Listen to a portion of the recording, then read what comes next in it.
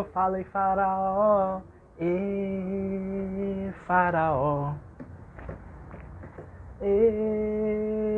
faraó, maravilha, Egito, Egito. Olá, sejam bem-vindos a mais uma aula de História. Hoje a gente vai corrigir uns exercícios e utilizá-lo como revisão, porque a nossa avaliação está chegando novamente. E vamos responder essas questões relacionadas ao Egito e à Mesopotâmia, que foram os temas que a gente estudou ao longo desse mês. Bom, e nós vamos começar com uma pequena questão que tem na página 43 do livro. E depois nós vamos para as páginas 48 e 49. Então, se você fez ou não fez, enfim, o importante é que agora a gente vai fazer, vai corrigir e vai tirar nossas dúvidas. Eu espero que vocês consigam tirar as dúvidas. A primeira questão, aliás, a única questão que nós temos na página 43 diz assim: com relação à organização social do Egito, assinale V com as afirmativas verdadeiras e F as falsas. Depois reescreva as falsas de modo que se tornem verdadeiras. Então vamos lá, vamos colocar um V para verdadeiro e F para falso. Se você quiser, você não fez e quer responder agora, pausa o vídeo, responde e volta, tá bom? Na letra A diz assim: os escribas integravam a classe menos privilegiada do Egito. Será que é verdade? Será que os escribas integravam essa parte menos privilegiada? Bom, sabemos que quem eram os escribas? Eram aqueles responsáveis pela leitura, pela escrita. Então não era qualquer um que ficava responsável, por exemplo, por administrar as contas. Isso era um papel destinado a alguém, porque quem sabia fazer isso era alguém que tinha um domínio da leitura, tinha um domínio com os cálculos, por exemplo. Então isso cabia aos escribas. E muitas dessas obras que a gente vê no Egito até hoje, esses achados escritos, mesmo que estejam em hieróglifos, que é aquela escrita lá típica do Egito, ela era destinada somente a eles, e só a classe nobre do Egito sabia interpretar, principalmente eles. Então, a resposta que seria correta é: os escribas constituíam uma classe privilegiada do Egito. A letra B diz: o faraó era chefe de Estado, soberano do exército e da justiça. Será que essa resposta é verdadeira ou é falsa? É verdadeira. O faraó, ele era representante. Tanto as questões jurídicas, que eram aquelas envolvendo a justiça, o que decidir, quais as leis atribuir, como também ele era o soberano do exército, porque vale ressaltar aqui que hoje em dia, por exemplo, um presidente ou vamos dizer, uma figura de um chefe de Estado, né? Se ocorre uma guerra, ele não vai para a guerra, ele manda seu exército para a guerra. Na época não. Então, para você assumir um cargo de altíssimo nível, como era o cargo de faraó, você tinha que ter força, você tinha que ter capacidade e coragem também para poder entrar nas guerras, porque ele era chefe do exército. Então, se o exército dele saía para a guerra, era obrigação que ele também fosse, e ia na frente, inclusive. Então a resposta é verdadeira. A letra C diz: a maioria da população do Egito era formada por camponeses, que viviam em comunidades e eram chamados de felás. A agricultura era a atividade mais importante da época, por isso eles tinham bastante prestígio e poder. Olha, tem algumas informações aqui que vão muito no ponto certo, mas outras estão completamente desconcertadas. Então é falsa, a informação ela é falsa. Porque era uma grande população, o Egito tinha sim uma grande população de camponeses. E outra coisa, a agricultura era o mais importante do Egito. Então, por isso que, por exemplo, era muito importante o Nilo, as águas do rio Nilo, porque sem ele era impossível a agricultura ali naquela região, principalmente porque trata-se do Egito. É uma área seca, é uma área no deserto, é muito deserto, é o norte da África. Então podemos dizer que o Nilo era uma espécie de gigante, um oásis gigante para eles. Era sim, a agricultura era o mais importante, mas os camponeses não tinham prestígio algum. Se você for colocar a pirâmide, eles vão ficar lá embaixo, eles só não perdem para os escravos, que são a classe mais inferior no Egito. Então, a resposta correta seria: apesar de a agricultura ser a atividade mais importante da época, os camponeses não tinham prestígio e nem poder. A letra D diz assim: os escravizados eram, em geral, prisioneiros de guerra ou pessoas oferecidas como pagamento de tributo. Verdadeiro ou falso? Verdadeiro. Olha lá o anacronismo, hein? Não vamos comparar essa sociedade escravizada no Egito com a sociedade escravizada que veio a ocorrer no Brasil colônia. Então, no Egito, a escravidão era mais por uma questão de servidão, vamos dizer assim. Só não posso utilizar o termo servidão porque isso vai acontecer um tempo à frente com o feudalismo. Mas eles eram sim prisioneiros de guerra e muitas vezes eles serviam como escravos a fim de pagar tributos. Se você for ver muitas histórias assim antigas, você vai ver que acontece muito isso. Então, uma certa pessoa não pode pagar uma dívida, então ela vai servir como escrava daquele senhor por tanto tempo, certo? E sim, tem um limite de tempo, por exemplo. A letra E diz: no início de sua formação, a civilização egípcia sofreu muito por se encontrar no meio do deserto, longe de rios. A informação, obviamente, é falsa. Por que é falsa? Porque eu falei agora há pouco. Apesar dessa região muito seca, o Nilo era o que sustentava o Egito. Então eles não tinham essas dificuldades, certo? Diferente se for ter uma sociedade dentro mesmo do deserto do Saara, lá no meio do deserto do Saara. Lógico que não vai sobreviver. Como até hoje, você vê o Saara é imenso. E conta-se nos dedos as cidades que tem naquela região, né? Porque é muito grande e é muito seco. Mas o Egito, no caso dele, tinha o rio Nilo. Então a resposta correta é: a civilização egípcia se desenvolveu nas proximidades do rio Nilo, aproveitando o fato de que as cheias anuais deste ano deixavam as encostas férteis, contribuindo para a agricultura. Ok, agora vamos para a página 48.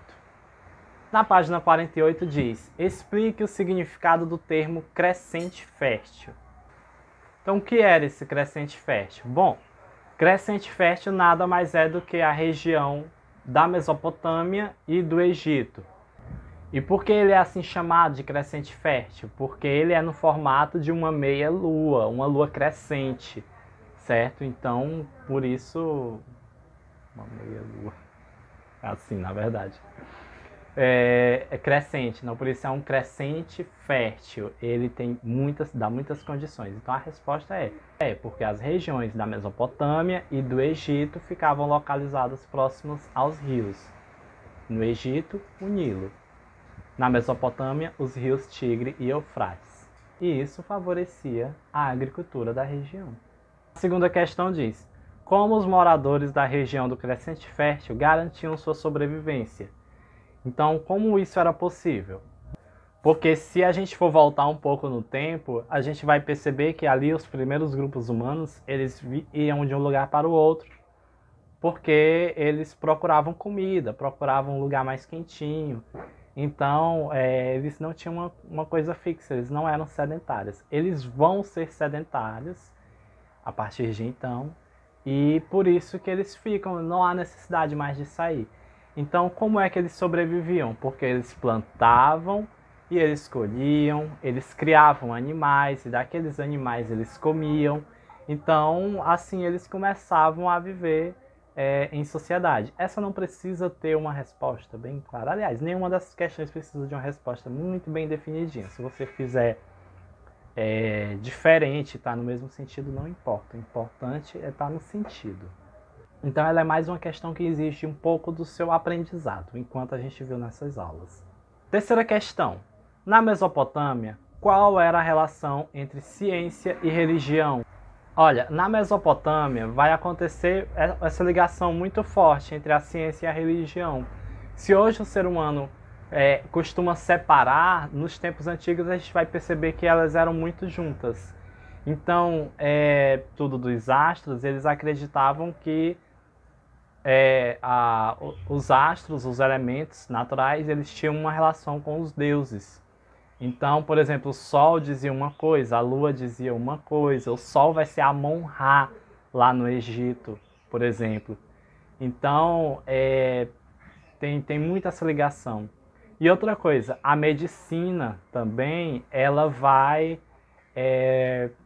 ser importante, porque eles acreditavam que as doenças da época estavam ligadas a espíritos malignos que estavam nas pessoas. Então, se uma pessoa estivesse doente, já pensou hoje, com plena pandemia do coronavírus, então tá praticamente todo mundo com um espírito maligno dentro do seu corpo.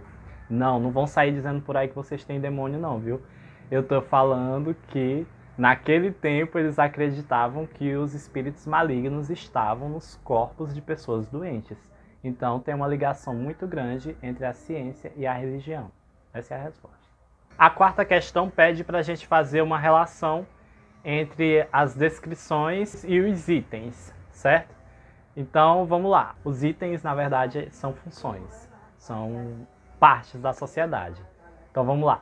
A letra A diz os escravizados, a B, rei, C, trabalhadores livres, D, funcionários do rei e E, sacerdotes. Então eu vou falar cada uma das descrições e a gente vai relacionar, tá bom? A primeira diz, desenvolviam diversas atividades de trabalho nos meios urbano e rural. Quem era que ficava responsável por essa atividade? Eram os trabalhadores livres, né? Isso na Mesopotâmia, tá bom? Segundo item, constituíam uma classe privilegiada e dedicavam-se a ofícios religiosos. Quem eram esses? Os sacerdotes. Isso mesmo. Eram eles que eram responsáveis pelas atividades religiosas. Iam realizar as atividades mais pesadas. Quem era que devia realizar essas atividades? O trabalho pesado era destinado para quem? Escravizados. Eram eles que faziam essas funções.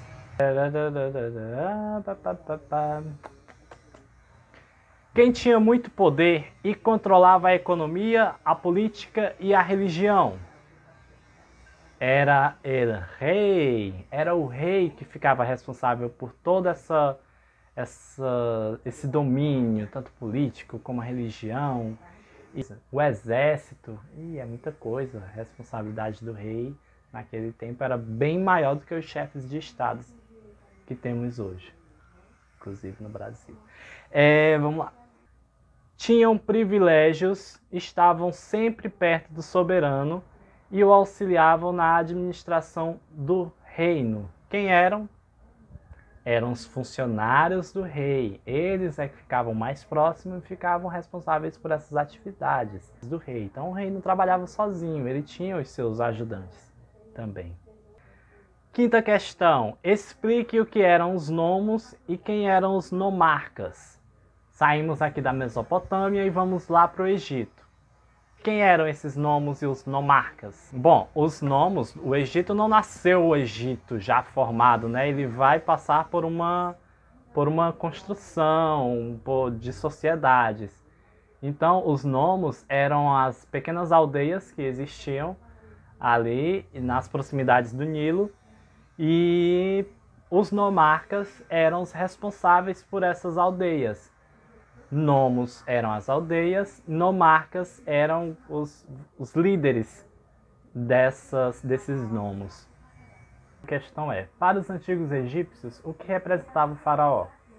O faraó, ele representava a união dos nomos. Então ele era a figura, a maior autoridade.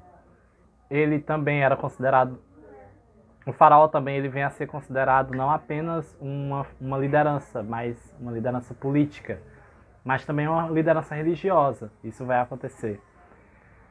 Então é isso, ele representava a união dos nomos e uma liderança além da política, mas também religiosa. Como estava organizada, na sétima questão, como estava organizada a sociedade egípcia? Então a sociedade egípcia ela estava organizada era uma hierarquia, né?